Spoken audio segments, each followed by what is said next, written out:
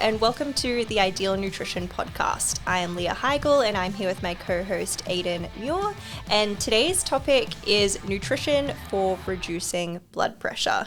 So probably not going to be applicable to everyone, but for those who it is applicable to, probably going to be super helpful.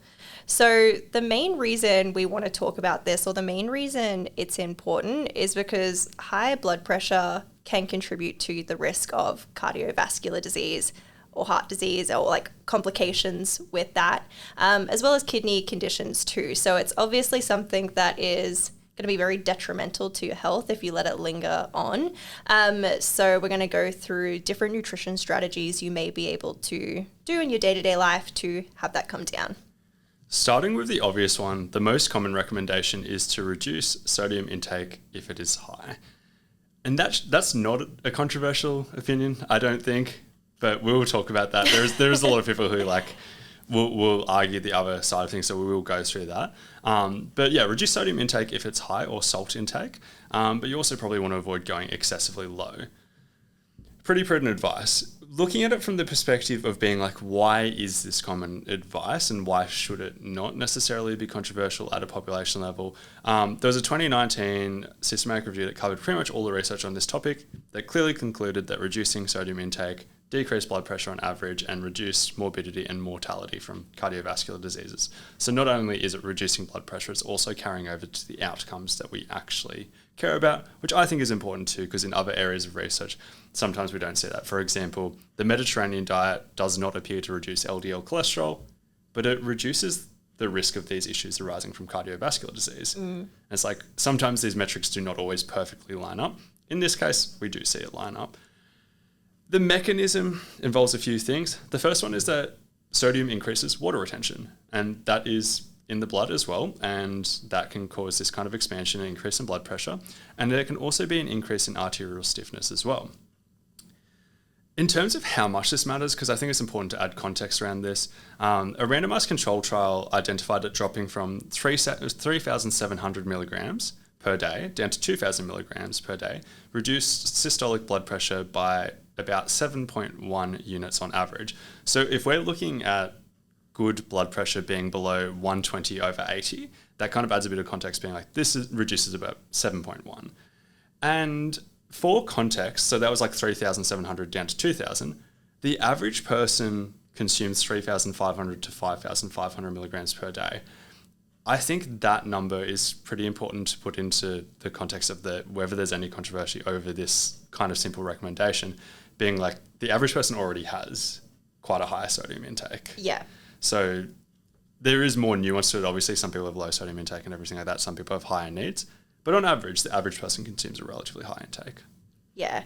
And going back to controversy around sodium intake, there are definitely criticisms of reducing like sodium intake and that advice around it. So the three main ones are, so one, sodium sensitivity doesn't affect everyone.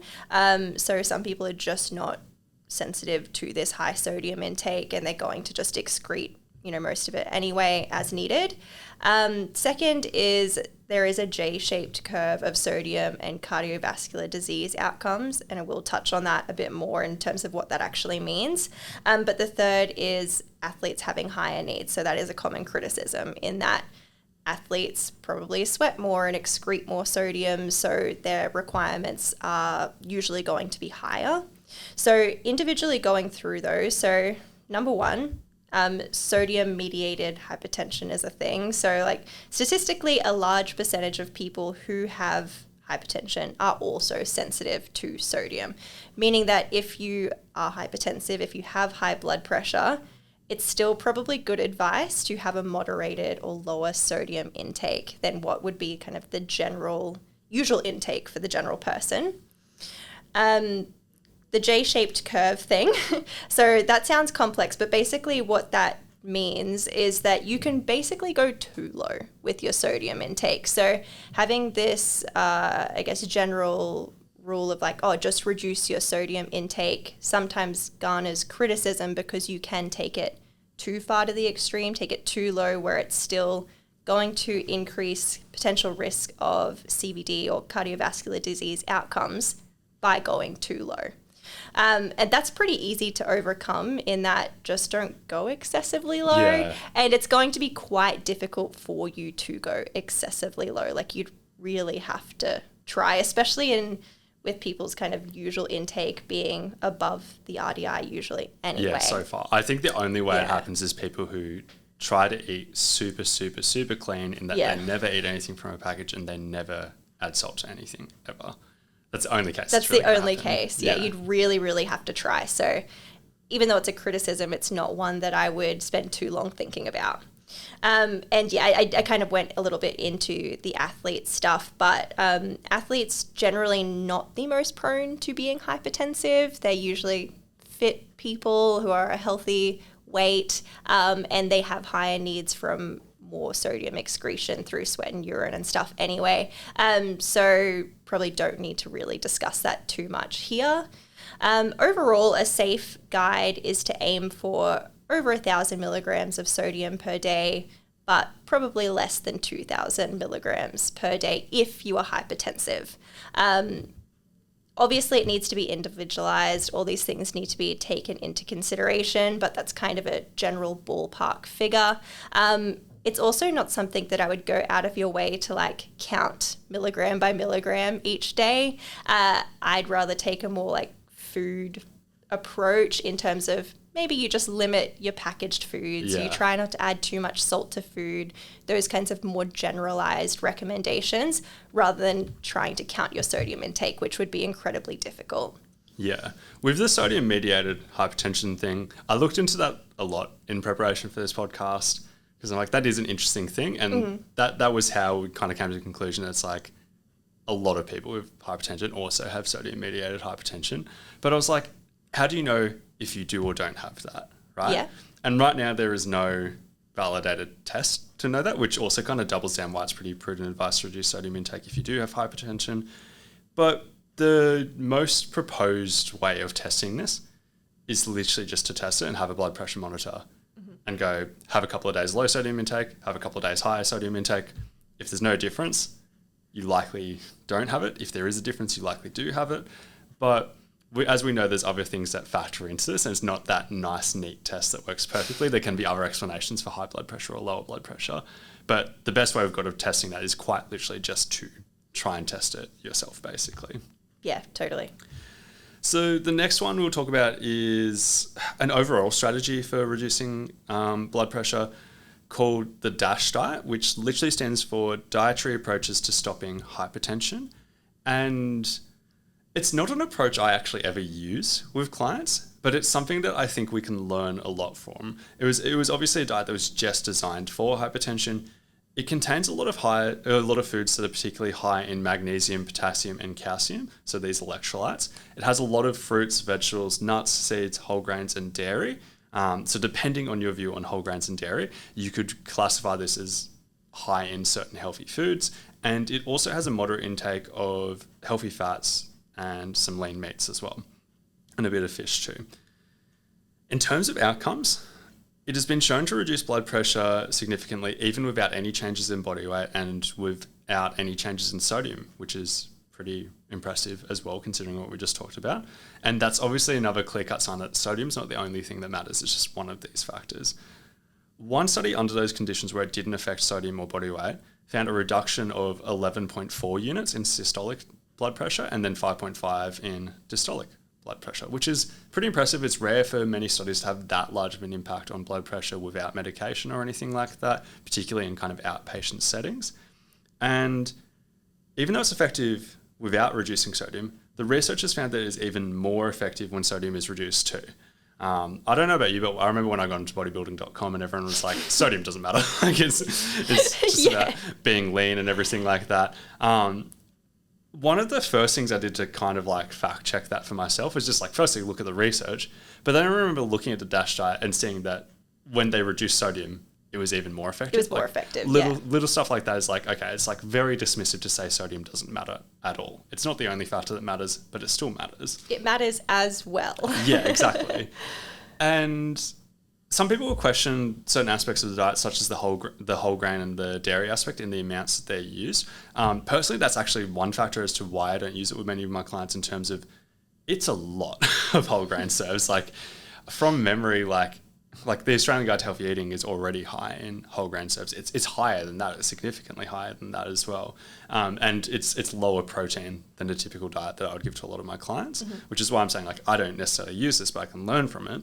But there was a systematic review of 28 studies on this topic, finding that whole grain and dairy both significantly reduce the risk of hypertension. And there's a bunch of reasons for that. Even dairy itself is really high in potassium, and it's really high in calcium as well. There's a bunch of these things that go into it. Next thing we're going to touch on is potassium. So one thing you might be able to do in terms of reducing your blood pressure would be to increase your potassium intake. So arguably, this is just as important as a reduction in sodium intake and can be quite effective.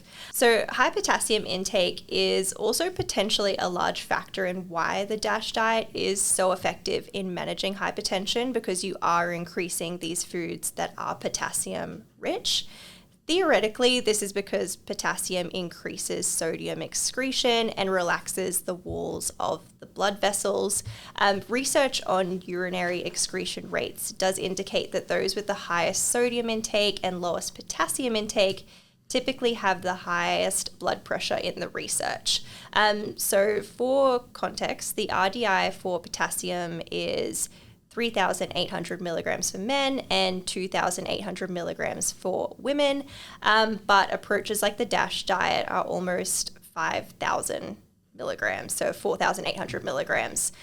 So even more than the recommended daily intake that is set. The average person generally consumes far less than what's recommended by the DASH diet, and even far less than what is recommended in terms of the recommended daily intake.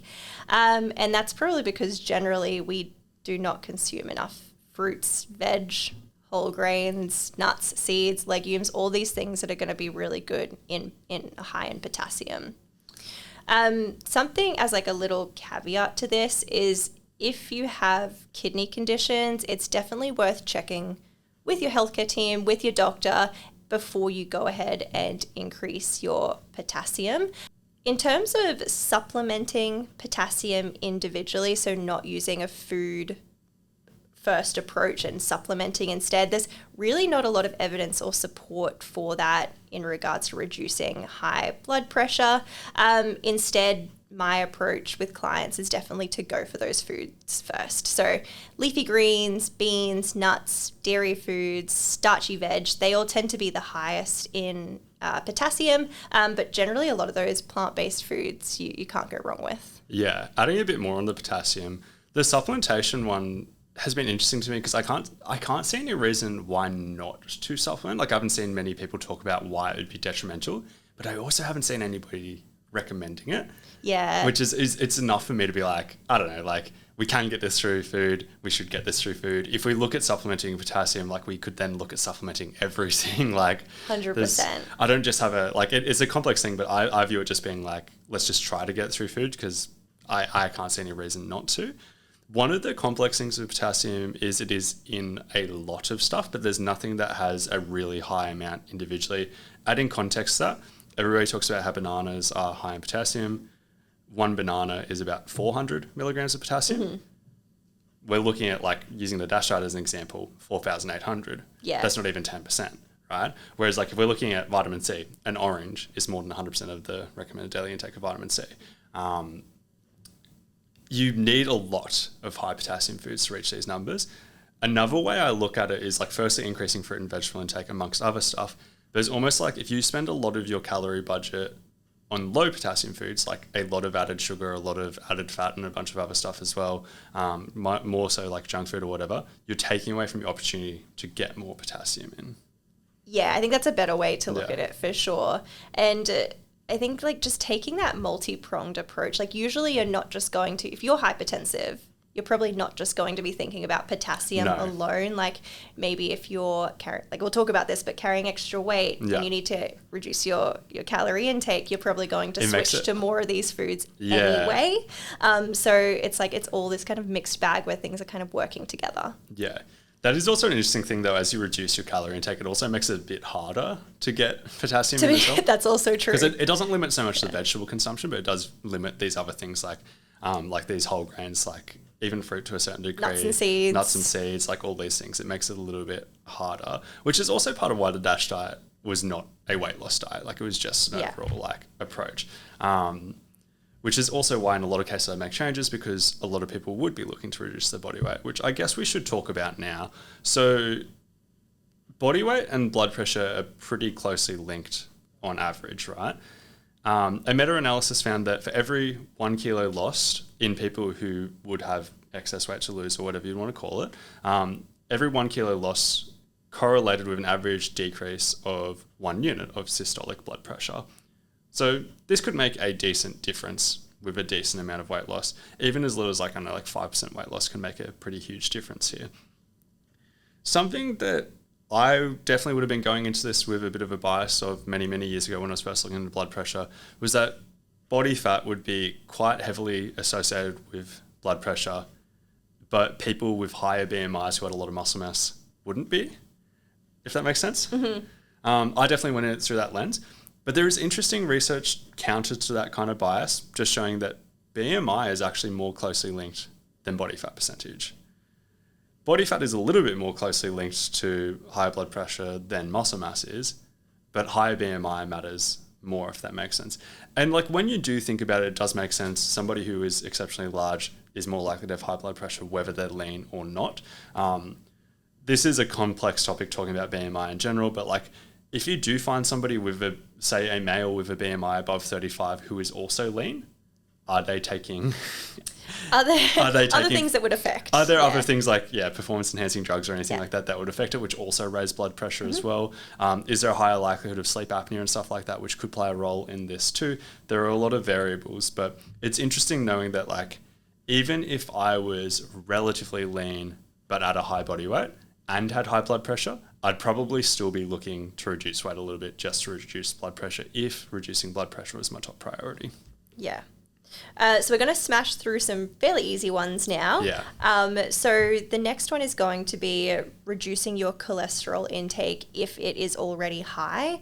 So higher cholesterol levels have been linked with higher blood pressure. The potential explanation for this is that the high cholesterol intake potentially leads to plaque buildup in the heart and then therefore increases blood pressure. Either way, looking at the research, we know the two are linked, high cholesterol levels and blood pressure. So if you have a high intake of cholesterol from animal-based foods, so like higher fat meat products, eggs and dairy, and you're wanting to reduce your blood pressure, it's probably going to be a good thing to reduce these to a more moderate level and reduce your overall cholesterol intake. My easiest hack that I've got is nitrate-rich food, particularly beetroot juice. I like to have easy hacks that people can just like... We love an easy win. Yeah, do this one thing that's not hard, that has an impact. Because there's a lot of hard things in nutrition to do. So nitrate-rich food. Basically, nitrates dilate blood vessels, and this helps blood flow more easily. Concentrated beetroot juice is the easiest way to do this. Most vegetables have nitrates, but we have to eat quite a large amount to get them. Even using beetroot as an example, I think to get like the clinically like best dosage, it takes about 1 kilo of beetroot to get that. That's a lot, right? It's a lot of beetroot. But what if you juice it? Maybe it takes about 500 mil if you do that.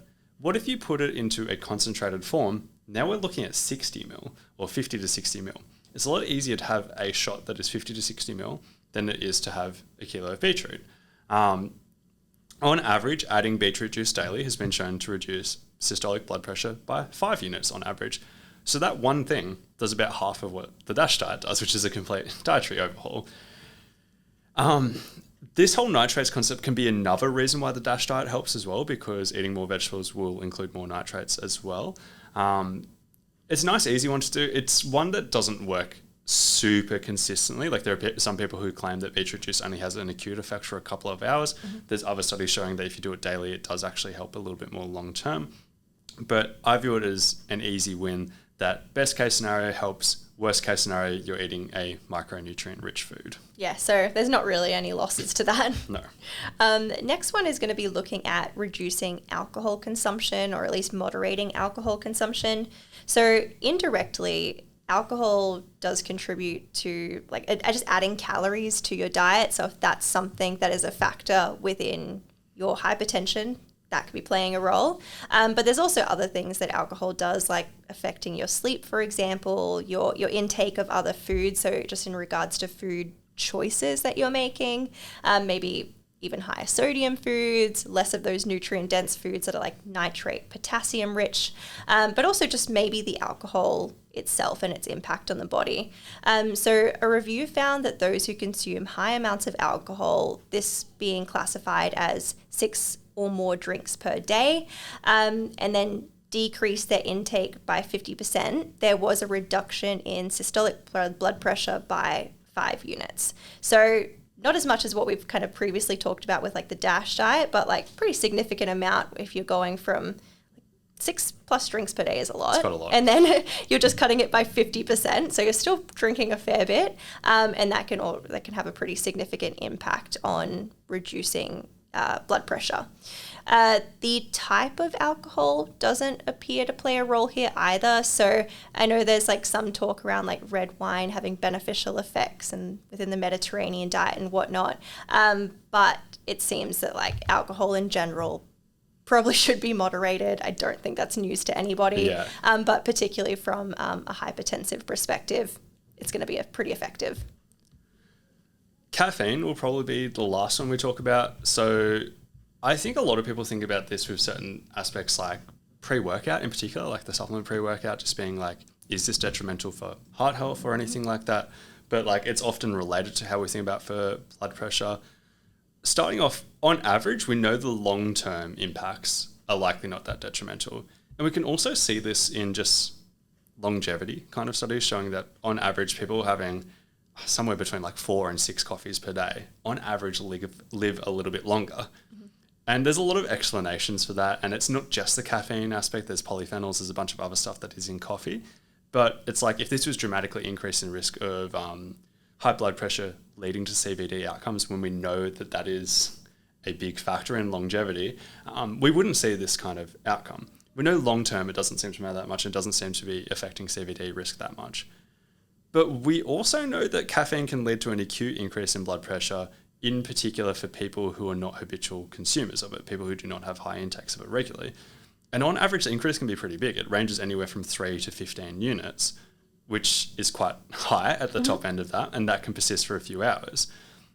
So it doesn't matter much long term, but if you don't have caffeine regularly and you also have high blood pressure, I'd probably be pretty cautious of it. Yeah, 100%. So let's wrap up with a little bit of a summary. So just kind of quickly going through main points that we did touch on. So things that you can do to reduce your blood pressure. So reduce sodium intake if it is excessively high, but also don't go excessively low either. Implement elements of the DASH diet where possible, particularly increasing those nutrient-dense foods. Increase potassium intake through things like fruit, veg, legumes, nuts, seeds, dairy, etc. If you are overweight, potentially looking at reducing your overall body weight. Reduce cholesterol intake if it's high. Eat some nitrate-rich foods on the daily. Potentially think about that beetroot juice supplementation, and limit alcohol consumption. So obviously there's a lot you can do. They all have their place. But, at the end of the day, there is so much you can do. So this has been episode 72 of the Ideal Nutrition podcast. If you haven't already left a rating and review, it would be greatly appreciated if you did so. But otherwise, thank you for tuning in.